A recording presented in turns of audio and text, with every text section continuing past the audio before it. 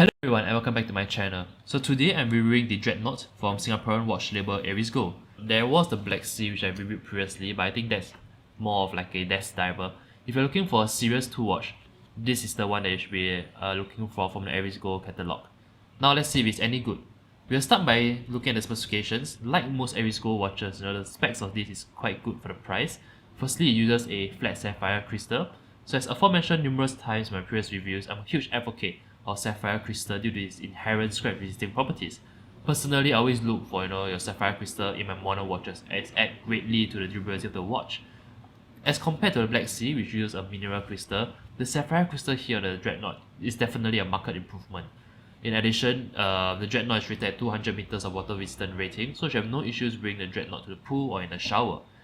Now on to the movement. The Dreadnought is powered by the Workhorse Seiko NH35 movement. In case you didn't know, some quick specs: the movement beats at 3 Hz, has 42 hours of power reserve, contains 24 joules, and is hacking. So I'm a big fan of the NH35 movement. I greatly prefer it to the Miyota 8 series. This is because the Miyota 8 series are non-hacking, suffers from stuttering seconds hand, and in my own experience are sometimes more prone to accuracy problems. In contrast, this Seiko NH35 movement is as robust as they come, especially at this sub 300 Singapore dollars price point. But given the price point, of course, you can't expect much decoration. So I think what we see here is a simple off-the-shelf Seiko movement. There's not much. In fact, there's none. There's no decorations to it, not even a custom rotor. But again, at this sub $300 price point, essentially you pay what you get. I think being able to get a Seiko NH35 movement, an automatic one at again $200+, I think that's a great steal in itself. Unfortunately, some corners had to be cut in order to offer an automatic watch with sapphire crystal for about $200. In this instance, it's the bracelet that suffers. It's hollow, so you guys can hear that it's hollow. It doesn't feel very solid. It's a bit of a it feels a bit ratty on the wrist. The clamps, even though it locks securely, but isn't the most solidly built, I would say as well. I wouldn't say that it's terrible. I still think that it's better as compared to, say, the metal bracelets that you find on comparable Seiko 5 watches, but it's definitely an aspect of the watch that gives away its affordable price point. Now the Dreadnought does also feature Swiss C5 Super Luminova and glows brightly in the dark. I'll just pop out a Lume shop here. I would say that it's definitely a significant improvement from the Asian Lume found on previous Aries Gold watches. Now all in all, the specifications are great for the price. I doubt you're able to find a dive watch with sapphire crystal, NH35 movement, and Swiss C5 Super Luminova for about 200 Singapore dollars elsewhere, unless you count those Chinese factory AliExpress brands. The hollow bracelet is an area for improvement, but again, at this price point, some corners had to be cut, and that was it. Moving on to the design. Now, Aries Gold states that the Dreadnought is inspired by your modern naval vessels, but to me, it clearly takes after more established watch icons. So let me explain. Firstly, I would say that the case is a dead ringer for the case of the Seiko Samurai. So like the Seiko Samurai, the Aries Gold Dreadnought has a angular case with, let me see if I can bring it closer to the camera, with your very aged short lugs. It's definitely a familiar look, but I wouldn't say that as a rebuke. In fact, the Samurai happens to be one of my favorite case shapes from Seiko due to its strong wrist presence because of the faceted profile. On this particular variant on Dreadnought, the case is coated, as you guys can see, for like a nice stealthy black color look. So it reminds me of my Tudor Black Bay Duck in a sense. Yeah, very nice looking stealthy look. It's a very contemporary look as well, and if you guys are looking for something that's a bit more modern, this would be the case variant to go for. The bezel is actually quite nice to rotate as well with little play. So as you guys, let me see if I can bring this closer to the mic so you guys can hear it. It actually rotates very well. I would say that definitely one of the best bezels that I've tried at this 200+ Singapore dollar price point.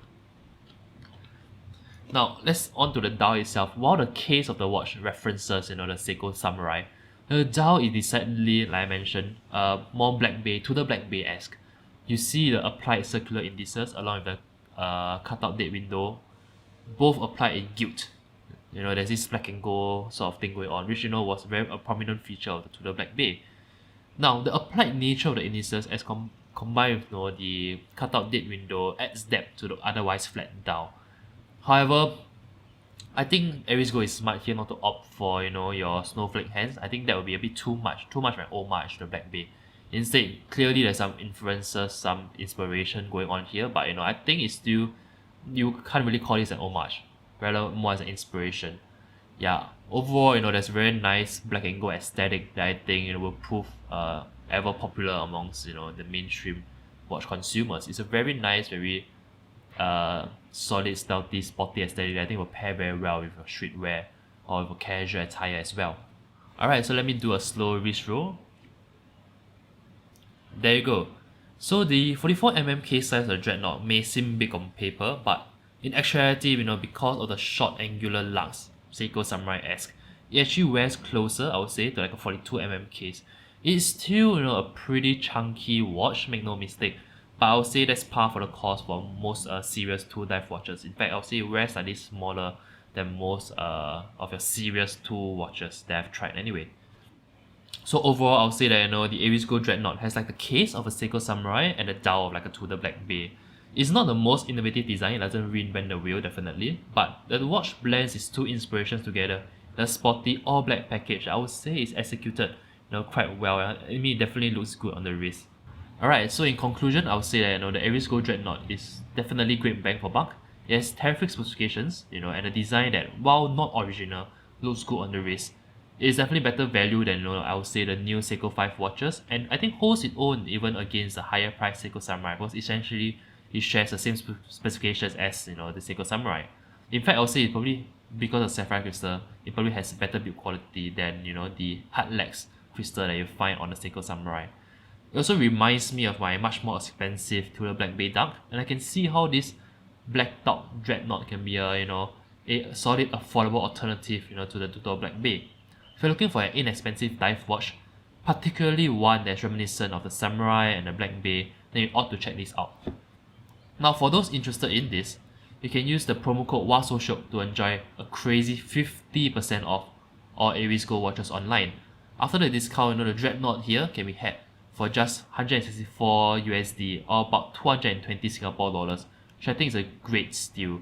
If you're not a fan of the all black aesthetic, there is also a stunning gradient blue iteration as well that you should check out.